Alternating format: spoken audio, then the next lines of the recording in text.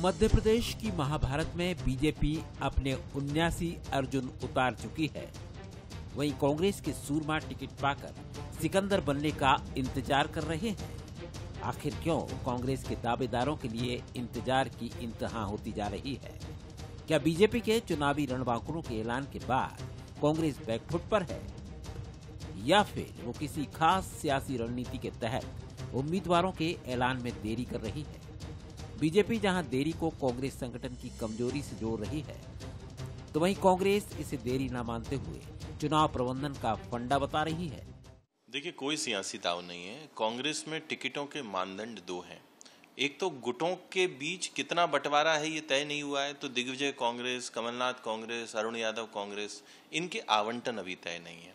दूसरा बोली, जो बोली का सिलसिला है कि कितनी बोली पे कौन सा टिकट बिकेगा, वो भी अभी तय नहीं है।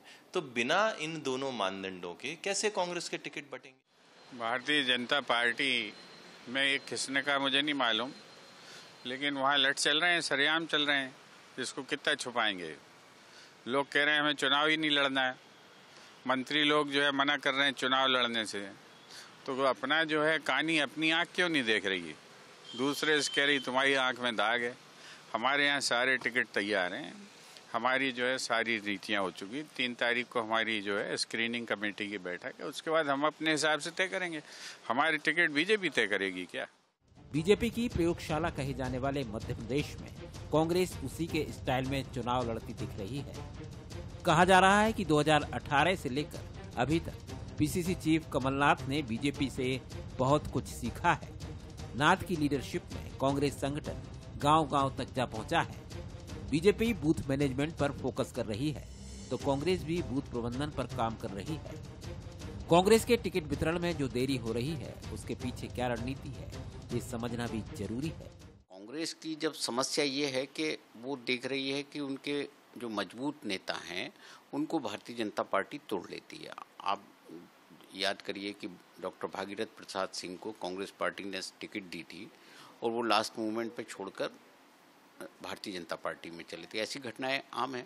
कांग्रेस सूची जारी कर देगी तो फिर वो जो नाराज नेता हैं उनके लिए कांग्रेस का दरवाज़ा बंद हो जाएगा। तो वो दरवाज़ा बंद नहीं करना चाहते, इसको आखिरी समय तक खुला रखना चाहते हैं। बीजेपी और कांग्रेस के लिए मध्य प्रदेश की चुनावी लड़ाई बेहद अहम है, क्योंकि देश के दिल से संदेश बहुत दूर तक जाएगा। इसलिए कांग्रेस बीजेपी की हर चाल पर नजर रखते हुए आगे बढ़ रही है। टिकट के लिए दावेदारों को इंतजार कराना भी कांग्रेस की उसी प्लानिंग का हिस्सा समझा जा सकता है।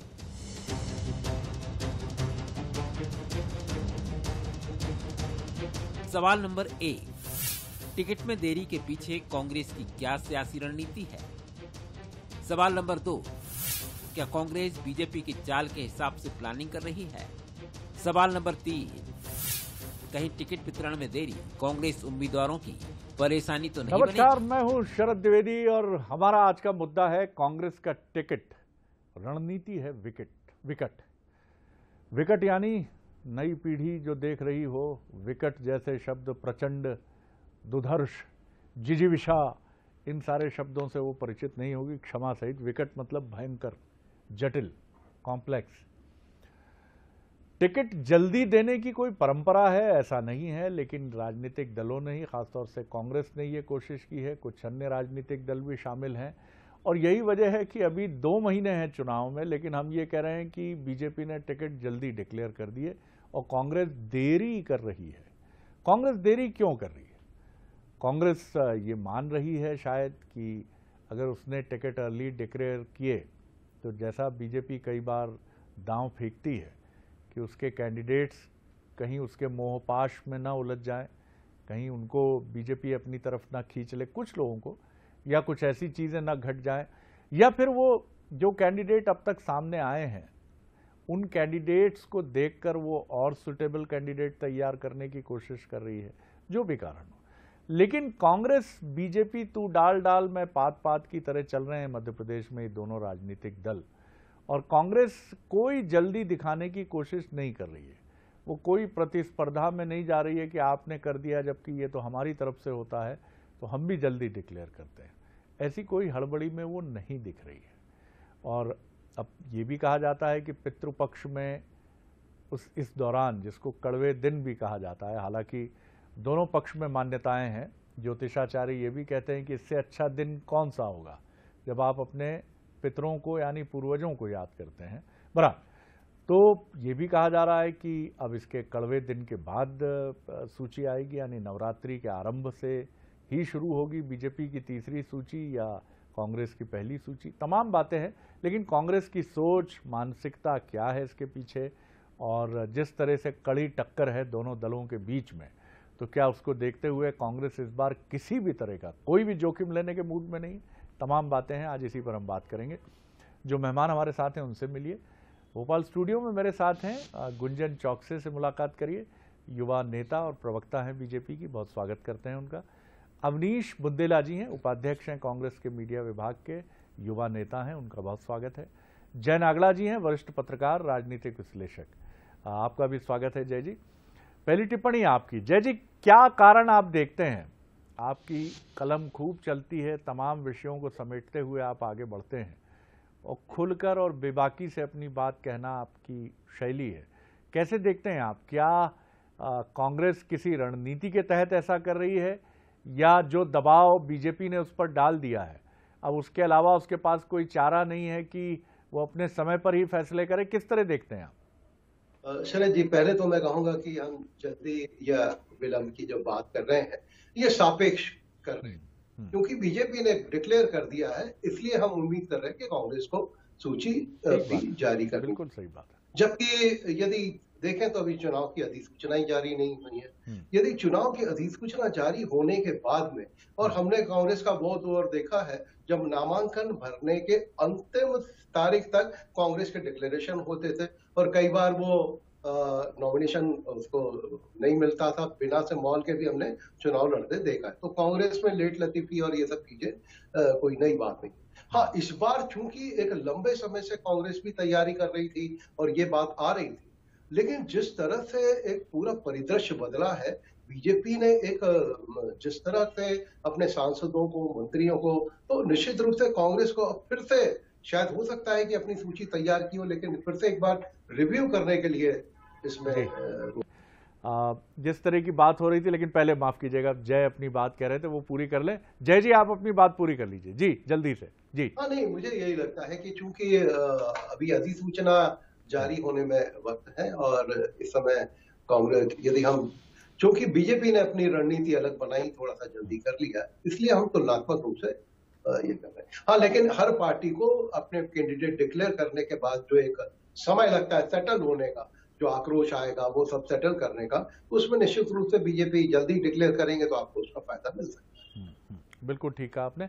गुंजन जी, आप कैसे देखती हैं बतौर बीजेपी नेता और बीजेपी के नजरिए से कि बीजेपी ने डिक्लेयर किया? जय बिल्कुल ठीक कह रहे हैं जय नागड़ा जी कि इसको हमें रिलेटिव तरीके से देखना होगा कि चूंकि बीजेपी ने कर दिया तो हम ये मान के बैठ रहे हैं कि कांग्रेस भी करे, कोई ज़रूरत नहीं है, कोई आवश्यकता नहीं है, और ये कांग्रेस के ऊपर है कि वो अपनी रणनीति के हिसाब से क्या सोच रही है। बहरहाल बीजेपी कैसे देख रही है, और आपकी भी उत्सुकता तो होगी, भैया कौन उतार रहे हो, हमारे तो आ गए हैं 80 के करीब मेहमान जी। देखिए, आपने कहावत सुनी होगी, कुछ बादल होते हैं जो गरजते हैं पर बरसते नहीं हैं।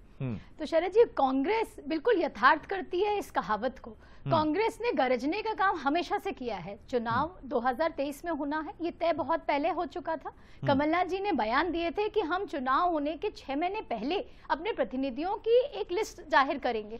6 महीने आज हम इंतजार कर रहे हैं, चुनाव सर पर है, पर आज भी कोई प्रतिनिधियों की लिस्ट नहीं है।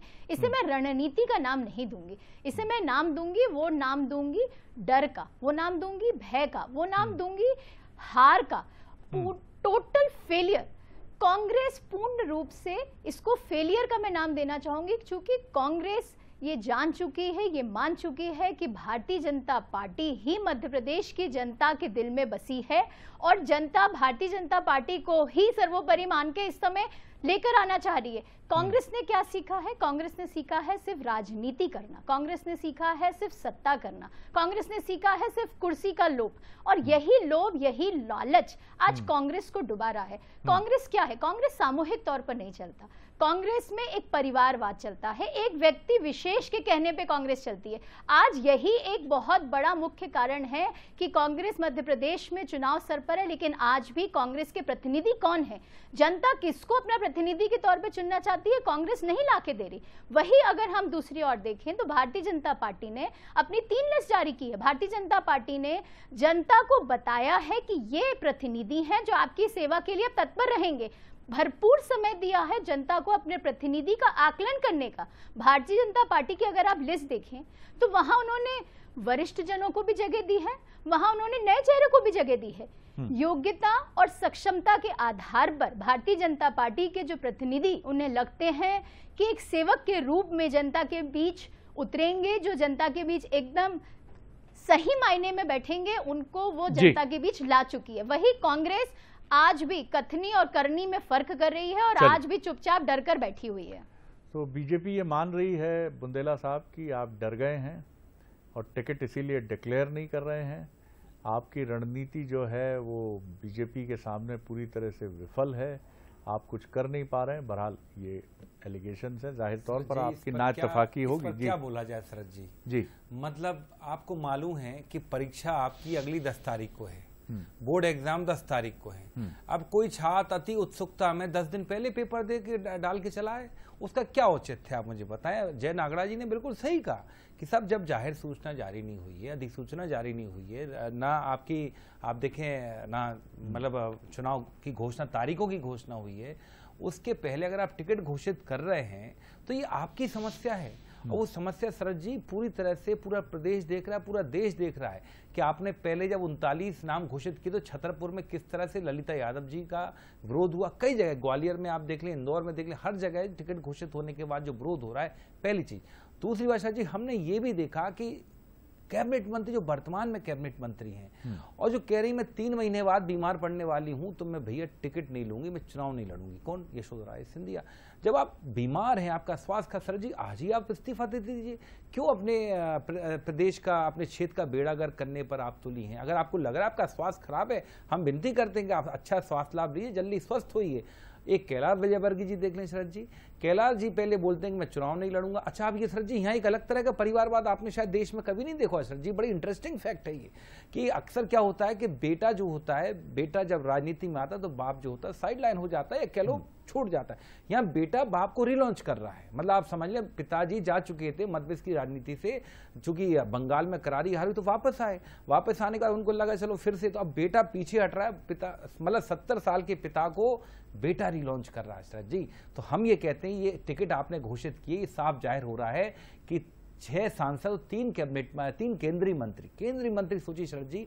मतलब यहाँ आपकी वो चीज भी गौण साबित हो जाती है जहां आप कहते हो एक देश एक निशान, एक देश एक चुनाव। अगर एक देश एक चुनाव है तो क्यों चुनाव को बढ़ावा दे रहे हो? अगर नरेंद्र सिंह तोमर जी विधायक चुने जाए, निश्चित तौर पर उनको एक सदन से इस्तीफा देना होगा। तो यहाँ ये बात भी आपकी झूठी साबित होती। परिवारवाद पर मोदी जी बोल रहे हैं, वो भी झूठा साबित होता है। जो आप चुनाव के ऊपर, प्रक्रिया के ऊपर आप बोल रहे हैं, वो भी आपका झूठा साबित। कहीं ना कहीं सर जी स्पष्ट होता है कि भाजपा में डर है, भाजपा में जबरदस्त डर है। देखिए, हम तो साफ कहते हैं सर जी, हमारे टिकट जैसे ही आप देखेंगे, जैसी अधिसूचना जारी होगी, आचार संहिता लागू होगी, अंतिम तिथि के काफी पहले हम टिकट घोषित कर देंगे। हम अपने कार्यक्रम कर रहे हैं, क्यों अभी हम बढ़ लें?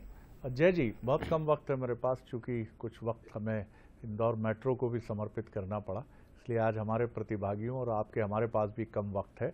चलिए, इसकी भरपाई हम कभी कर लेंगे, लेकिन मुझे संक्षेप में बताइए, अभी भी व्यक्तिगत आलोचना से दोनों पार्टियां अलग नहीं हैं। कांग्रेस और बीजेपी का पूरा समय, चाहे चुनावी रैलियां हो, जन आशीर्वाद या जन आक्रोश यात्रा हो, मध्य प्रदेश कैसा सुनहरा बनेगा, इस पर नहीं आई है बहस। क्या यह मतदाता भी नहीं चाहता है? क्या वो भी लाडली बहना सुनना चाहता है? कांग्रेस से भी सुनना चाहता है कि लाडली बहना है तो हम भी दे रहे हैं, या बिजली बिल दोनों पार्टियां कहती हैं माफ करेंगे। मतलब डिबेट का वो गंभीर पक्ष जो जनता केंद्रित है कि भैया आप टिकट दें, हम तो मध्य प्रदेश को ऐसा बनाने वाले हैं। हम तो यहाँ ले जाने वाले। अच्छा, आप करें ना करें हमें क्या लेना देना, हम तो मध्य प्रदेश को यहाँ ले जाएंगे। यहाँ क्यों नहीं आ रही है डिबेट? बहुत संक्षेप में जी। ये शरद जी बिल्कुल आपने ठीक बात कही। ये चुनाव कोई सपना नहीं दे रहा। आप राजनीतिक दलों के पास में सत्ता में आने का सपना हो सकता है, लेकिन इस जनता को आप क्या सपना दे रहे हैं? वही एक पार्टी ये कर रही है, हम ये करेंगे, हम वही की वही कर रहे हैं और लोक लुभावन राजनीति से ऊपर नहीं आ पा रहे हैं। मध्य प्रदेश के लिए हमारा क्या विजन है, युवाओं के लिए क्या विजन है, इंफ्रास्ट्रक्चर, ये बात कहीं नहीं हो रही। और हकीकत तो यह है कि दोनों पार्टियां अपनी आपस की सिर्फ प्रोटोकॉल से यहाँ पर ऊपर नहीं आ पा रही है। मुझे लगता है कि ये बड़ी चुनौती दोनों पार्टियों के लिए।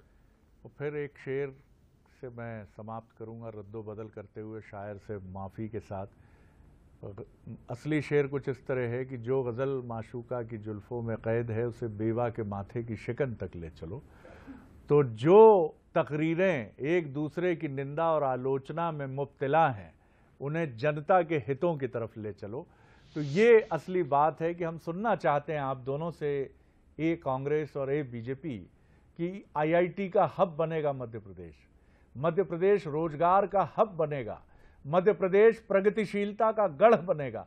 आलोचना करना आप दोनों का अधिकार है, लेकिन उसके साथ एक कंस्ट्रक्टिव बहस की तरफ भी लेकर आइए मध्य प्रदेश को, क्योंकि बहस कभी भी मुझे नहीं लगता कि एक बहुत रोचक वातावरण का निर्माण करती है। आलोचना परक बहस वो शुरू में जोश जरूर लाएगी, लेकिन बाद में उबासी की तरफ ही ले जाती है। तो अपेक्षा दोनों दलों से रहेगी और उनके नुमाइंदों से रहेगी कि ये बहस किसी गंभीर और किसी अच्छे विमर्श और डायलॉग की तरफ बढ़े। बहुत शुक्रिया गुंजन जी, बहुत शुक्रिया अवनीश जी, बहुत धन्यवाद जय जी। आगे देखिए छत्तीसगढ़ का हमारा खास बुलेटिन, मोर माटी मोर खबर। नमस्कार।